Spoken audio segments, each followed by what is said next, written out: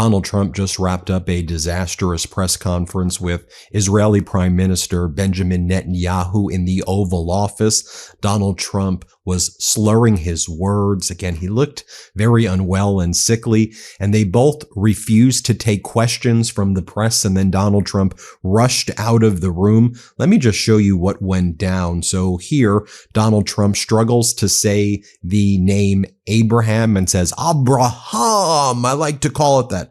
Very strange behavior here. Let's play this clip. Then I have, in addition to negotiating the Abraham Accords, I like to say it that way because the real people, that's what they call Abraham. I would say Abraham, but it's so much nicer when you say Abraham. So much more elegant. And Donald Trump was really struggling throughout this entire ordeal. I want to show you what went down as well here. Struggling throughout. Here, play this clip. Time ago, we had a historic phone call in the Oval Office with Prime Minister Tani, who's really a great person. So we had a great talk, and I was on the phone, and Bibi was talking. Prime Minister Al-Thani was of Qatar. They really had a heart-to-heart conversation. It was a great conversation, I thought. Just so you can see as well, this is where Donald Trump refused to take any questions from the press. And he said, I don't think it's appropriate to take questions about anything that we've discussed. Again, that's very odd right there. And then Donald Trump goes on to start attacking Democrats here in this meeting. Very strange. Let's play it. Thank you very much, baby.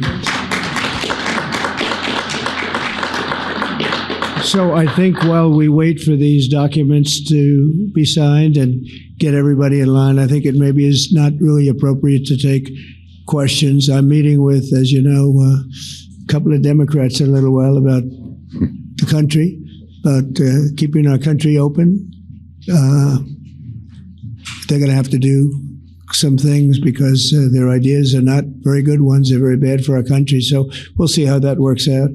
But this is something that was really historic today. This was something that was amazing. I think, Bibi, I mean, depending on you, I think while we're waiting for signatures and waiting for approvals from a lot of different countries that are involved in this, we probably shouldn't take questions? Or would you like to take a question or two from perhaps a friendly Israeli reporter, if there's such a thing? That's a very, very tough proposition. But I would think, Mr. President, that I would go by your instinct that this is, we'll have enough time for questions. Let's settle the issue first, I think. By the way, you heard him say Israel's going to sign the paper as though they're going to sign a peace deal.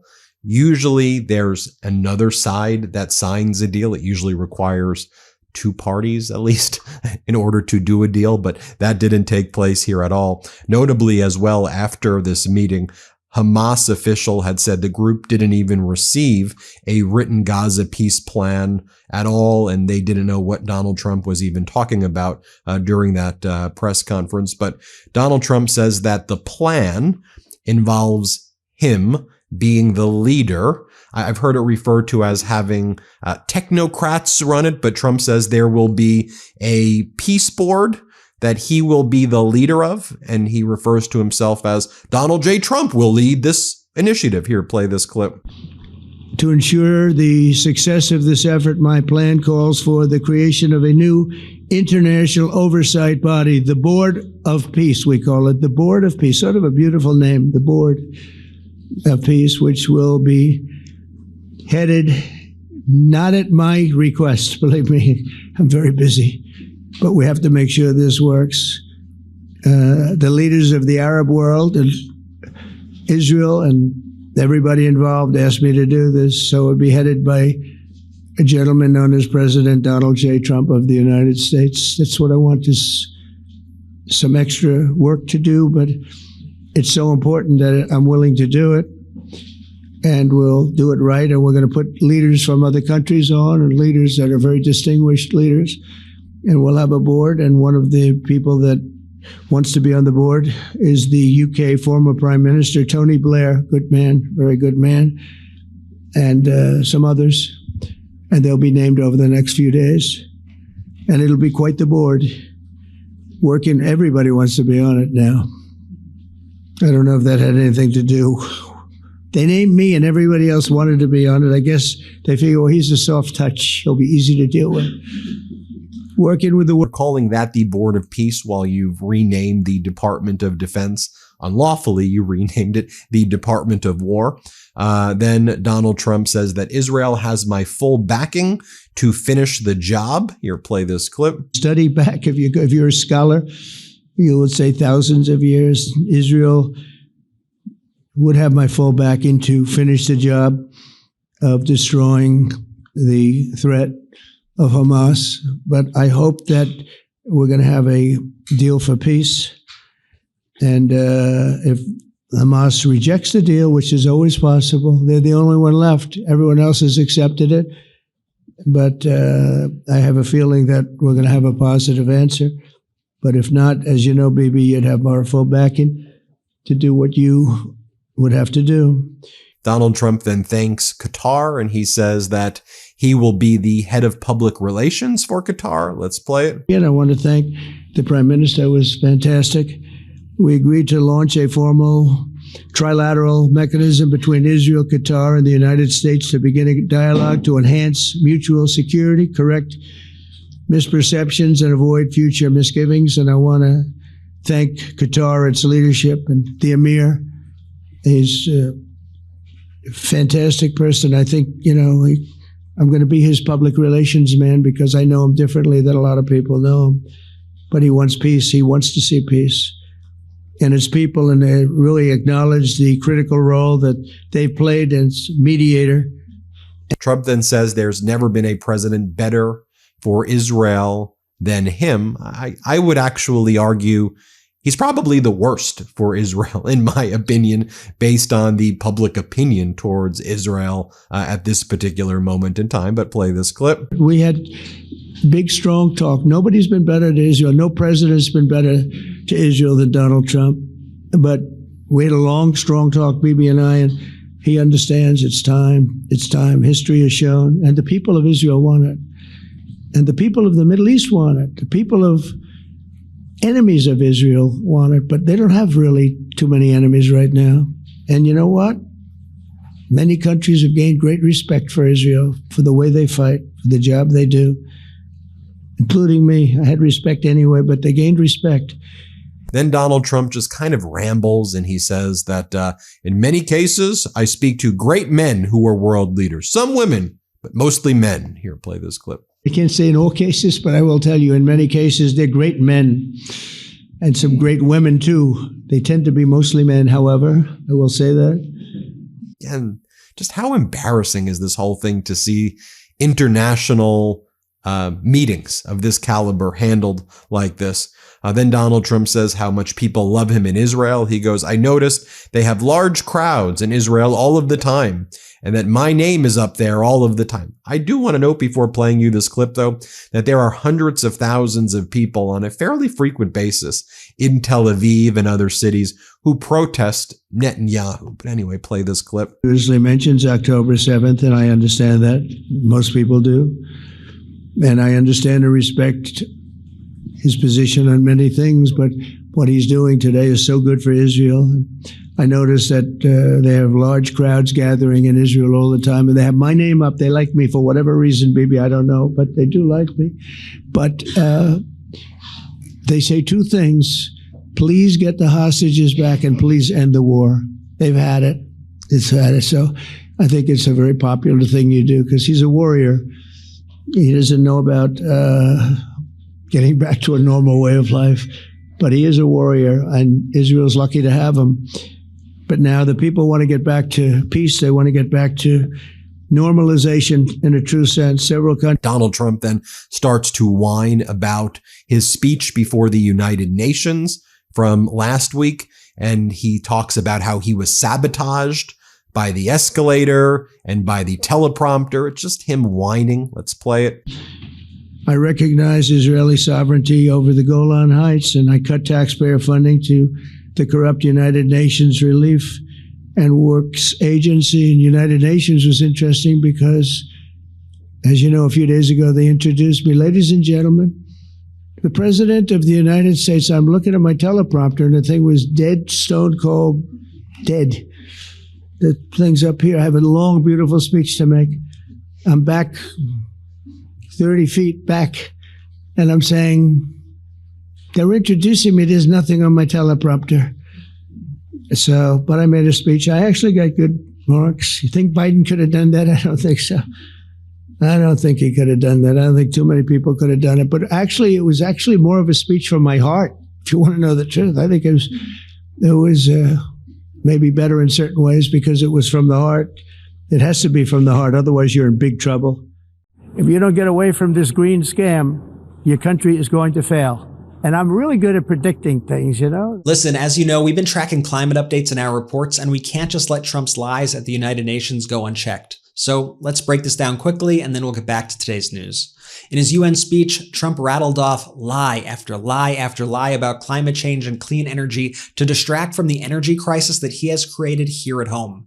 Since he took office, household utility bills are up more than 10% nationwide.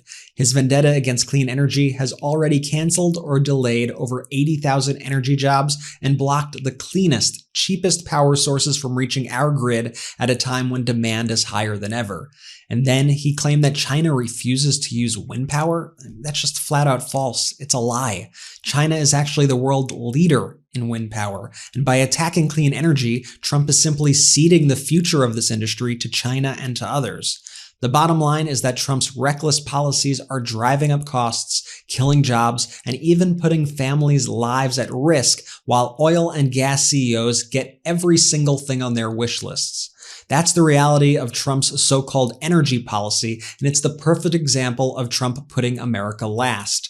We have to continue to call this out, and we also have to let people know that we care about the climate and the environment. So if you can, tell us your thoughts about all of this in the comments. It's time to make some noise. Okay, Ben, back to you. Then Benjamin Netanyahu says, this can be done the easy way, or this will be done the hard way. Okay, not really sure how that's a peace deal, but okay, let's play this clip. This can be done the easy way, or it can be done the hard way, but it will be done. Then Donald Trump said that when Israel previously withdrew from Gaza, Trump said that he never really thought that was a good decision because Trump says that he's a real estate guy. And he goes, how are you going to give up all this beachfront property? I'm a real estate guy. Look at all this great beachfront you're giving up. Here, play this clip. And they want to have peace. So let us not forget how we got here. Hamas was elected by the Palestinian people. Israel withdrew from Gaza thinking they would live in peace. Remember that a long time ago, they withdrew. They said, you take it. This is our contribution to peace. But that didn't work out. That didn't work out. It was the opposite of peace. They pulled away. They let them have it. And I never forgot that because I said, that doesn't sound like a good deal to me. As a real estate person, I mean, they gave up the ocean, right? Ron, they gave up the ocean. They said, who would do this deal? And it still didn't work out. They were very generous, actually. And they gave up the most magnificent piece of land in many ways in the Middle East. And they said, all we want to do now is have peace. And that request was not honored. Then Donald Trump doesn't know when he was actually inaugurated. Let's play this. It just came out just as I was walking around. They said, sir, you have a big notice from the Prime Minister of Pakistan and from the Field Marshal that they back this 100%. President El-Sisi of Egypt, who's terrific. And these are people I've gotten to know over the years. I mean, I would say it started around 2015 and then went into 2016 when the presidency officially began. But I've known him actually for a long time, and there are many cases really great men. I can't say in all cases, but I will tell you in many cases they're great men and some great women too. They tend to be mostly men, however, I will say that. Trump then, this is how he describes and kind of sums up what he believes is a peace deal. At a minimum, very, very close. And I think we're beyond very close. It's just the Ponzi scheme, right? It's like 2 weeks. We're getting there, everybody. Just you wait. It's coming. Don't worry. It's going to be amazing. You're just going to have to wait and wait. Yeah, I said I would do this in 24 hours, but 2 weeks, a month, 2 weeks, a month. Anyway, here, play this clip. Things that have been going on for hundreds of years and thousands of years. At least we're at a minimum very, very close, and I think we're beyond very close. And I want to thank Bibi for really getting in there and doing a job. We've worked well together, as we have with many other countries, both of us, with many other countries, which is the only way this whole situation gets solved.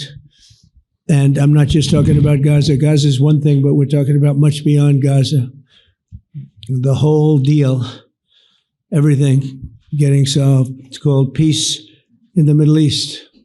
And then before that speech took place, I just want to remind you that Prime Minister Netanyahu said that the most important thing that he and Donald Trump are focused on right now is controlling a TikTok subsidiary in the United States so they can control the algorithm and program the algorithm in ways that will be beneficial to MAGA and to Netanyahu. Netanyahu also explains controlling Twitter, which is now X, was one of the major priorities of MAGA as well as Netanyahu. And I do want to mention this too, that Donald Trump has thrown our farmers in the United States under the bus in order to, he's given away any leverage the United States has to try to do this TikTok deal, which, by the way, China really has been pretty quiet on over the past few weeks as Donald Trump keeps saying, we're getting close, because Trump wants to hand it to his oligarch friends. But Trump is not focused on doing a deal with China that benefited our farmers. Instead, we're going to have to do a bailout of our farmers while Donald Trump is also bailing out Argentina, while Argentina is undercutting our farmers by selling their soybeans and other produce to China. So anyway, here, play this clip of Netanyahu. We have to fight with the weapons that apply to the battlefields in which we're engaged. And the most important ones are in social media. And the most important purchase that is going on right now is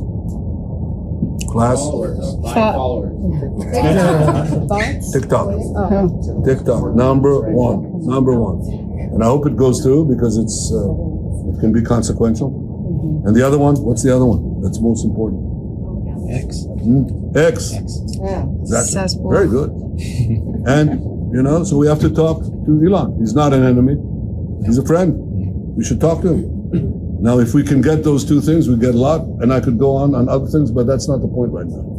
We have to fight the fight, okay? To give direction to the Jewish people and give direction to our non-Jewish friends or those who could be our Jewish our friends. Are we going to succeed with everyone? No. Will there be a strong counterpoint? Yes. There you have it, folks. We'll keep you posted every step of the way today. Now hit subscribe. Let's get to 6 million. We appreciate you as always. Love this video? Support independent media and unlock exclusive content, ad-free videos, and custom emojis by becoming a paid member of our YouTube channel today. You can also gift memberships to others. Let's keep growing together.